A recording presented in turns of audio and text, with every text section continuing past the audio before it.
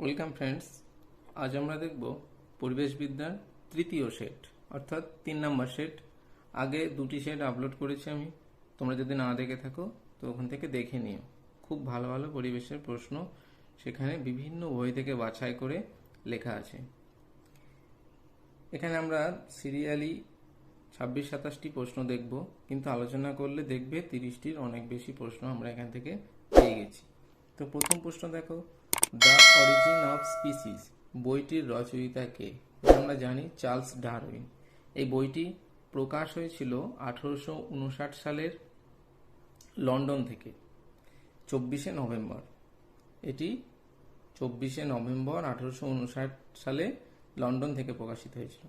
এটা হচ্ছে প্রাকৃতিক নির্বাচন তত্ত্ব উপর ভিত্তি করে বই, চার্লস ডারউইনের। 2 নম্বর প্রশ্ন দেখো, নবীকরণযোগ্য শক্তির উৎসগুলি কি কি? সূর্যের আলো ও তাপ, বায়ু প্রবাহ, জল প্রবাহ, জৈব শক্তি, ভূতাপ, সমুদ্র তরঙ্গ, সমুদ্র তাপ, জোয়ার ভাটা, শহুরে আবর্জনা, হাইড্রোজেন ফুয়েল সেল প্রভৃতি। এগুলো সব নবীকরণযোগ্য শক্তির উৎস। 3 নম্বর প্রশ্ন দেখো, ডিটারজেন্টে ব্যবহৃত পদার্থের মূল উপাদান কোনটি? এটা আমরা জানি ফসফেট যৌগ। ভূমিকম্প মাপার স্কেলের নাম কি? রিক্টার স্কেল, আর একটা স্কেল আছে মার্কারি স্কেল। আর ভূমিকম্প মাপক যন্ত্র হয় সিসমোগ্রাফ, এটা মনে রাখবে। রিক্টার স্কেল কে আবিষ্কার করেন? এই যে রিক্টার স্কেল কে আবিষ্কার করেন? মার্কিন ভূতত্ত্ববিদ চার্লস রিক্টার। কত সালে? 1935 সালে। এই 1935 সালের সঙ্গে আরেকটা প্রশ্ন মনে রাখতে পারবে, ইকোসিস্টেম এজি ট্রান্সলে 1935 সালে।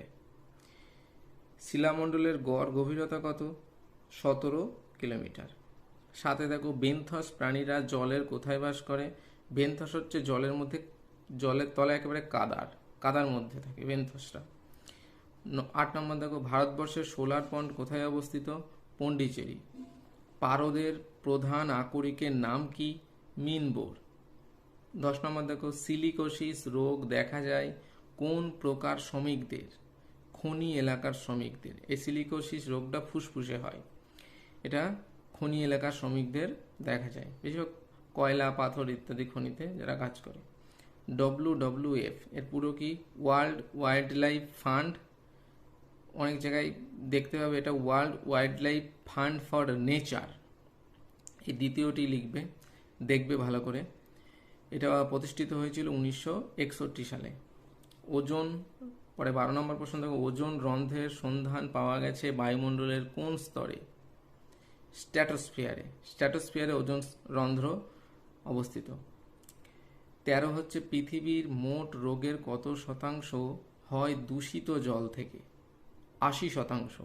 মানে বেশিরভাগ রোগটাই কিন্তু আমাদের দূষিত জল থেকে হয়।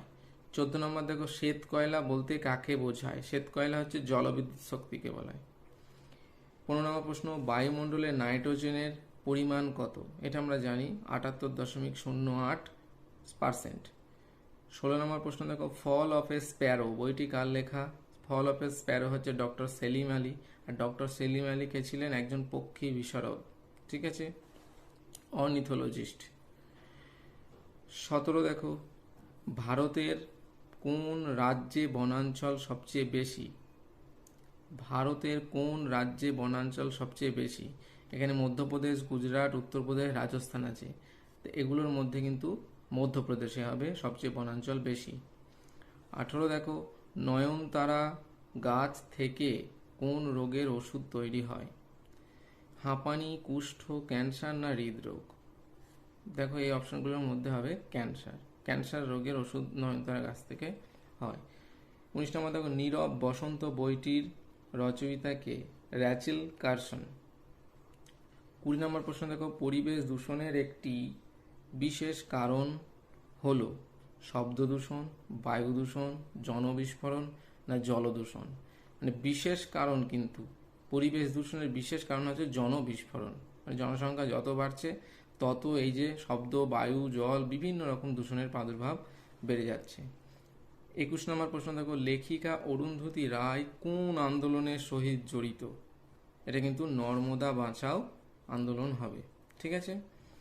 22 নম্বর দেখো, ভূমিকম্পের কোন তরঙ্গটি সবচেয়ে বেশি শক্তিশালী?